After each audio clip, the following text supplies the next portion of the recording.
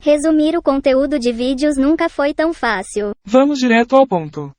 Em primeiro lugar, escolha os vídeos que deseja resumir. Eu escolhi 10 vídeos de 3 canais de filosofia diferentes, no YouTube, KNB, School of Life, World Library Foundation e Philosophy for All.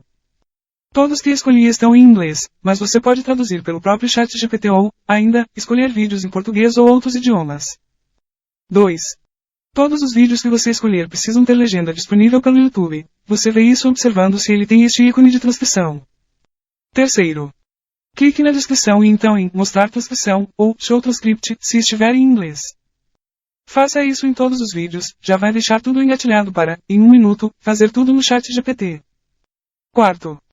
Vá no ChatGPT e digite o seguinte comando, mas com calma, não aperte Enter ainda.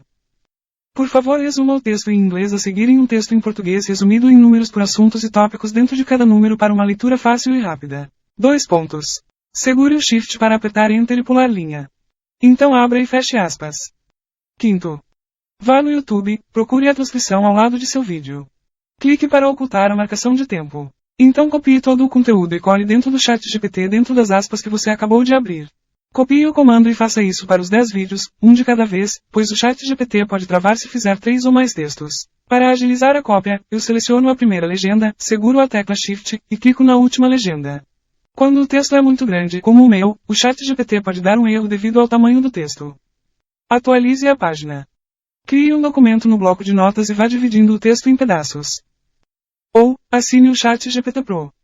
Se seu vídeo tem mais ou menos 50 minutos, eu recomendo que o divida em 3 partes, conforme eu fiz aqui.